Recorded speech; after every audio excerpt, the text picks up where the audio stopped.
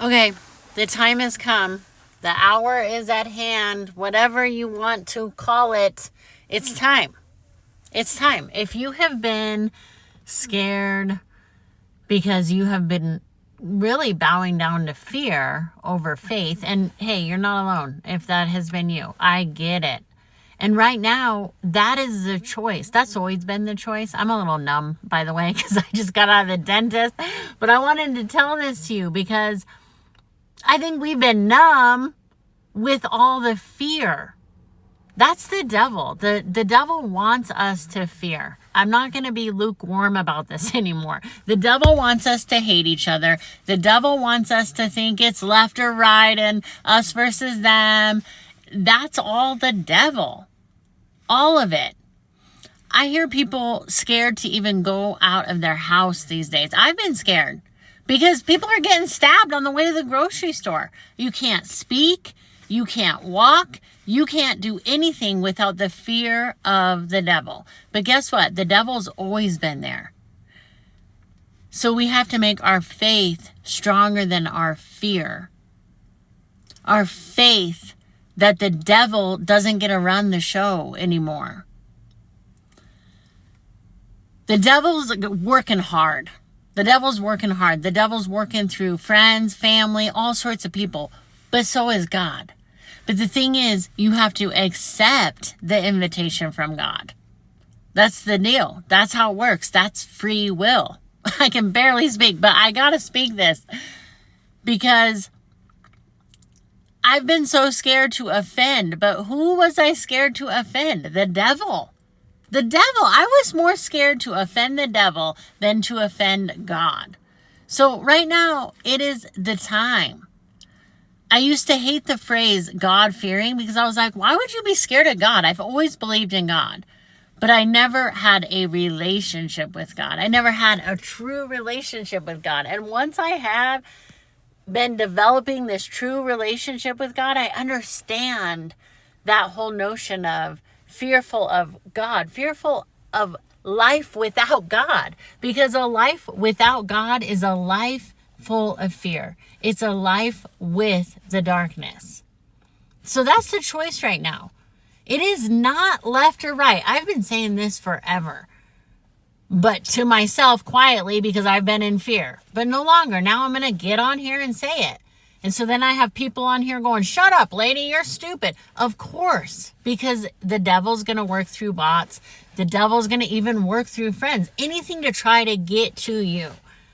But I am not stopping. The devil will even work through illnesses or try to attack the way you look. I have talented, immensely talented actors that I work with that are sometimes fearful. And you know if I'm talking to you right now, sometimes fearful because they think I need to lose weight. I need to gain weight. I got to get lip injections. That is the devil. Now, I'm not saying don't do something to fix your teeth. I chipped my tooth. I've had braces my whole life, and then, not my whole life, my whole childhood life. And then I chipped my front tooth and broke it in half, and it kept chipping. And so I've got some veneers. People make fun of it. Whatever. If there are certain things that you have to do to fix your appearance, I had cancer, lost my eyebrows, and I got them tattooed on. People make fun of it. I don't care. If there are things that you have to do to make your appearance feel comfortable and confident, do it. But don't do it because the devil told you to do it. And the only way you're going to know the difference is if you build a relationship with God. That's it. Faith over fear means I'm going to be confident no matter what, because it doesn't matter. You can get all the lip injections, lose all the weight. The devil will say it's still not good enough. You will never be good enough for the devil. The devil wants to kill, steal, and destroy. Why do you think so many people right now are parroting the devil in celebration of Charlie Kirk being assassinated? Because the devil loves that. The devil loves that. So right now, faith over fear means to speak up, whether you think you're perfect or not, because none of us are perfect. Nobody's perfect. So any idea of I have to first be perfect, I have to have the perfect lighting to do a video, I have to have the perfect audio. Yeah, audio is great. And I'm getting a new microphone, by the way, because I got iPhone and I don't have a microphone. But anyway, I'm not going to let any of that stop me right now Not even my numb mouth, because I've been numb to all that fear. And if you're ready to build a relationship with humanity, with yourself, and fulfill your soul's mission on the planet, then you got to fulfill the mission with God. That's it. And I know there's a lot of atheists, and I've worked with a lot of people who actually worship the devil outright. They're like, look, I'm a satanic worshiper. And I was so worried about offending all those people, but they never once were worried about offending me. So God-fearing means, in my opinion, that it's fearful to live a life without God, because the only direction that the devil's going to give you is a direction straight to hell. The devil's still going to do his dirty work, and we don't get to know all the answers all the time, because that's the way this deal works in our human experience. But what we can choose is faith over fear. Every single day, every single moment.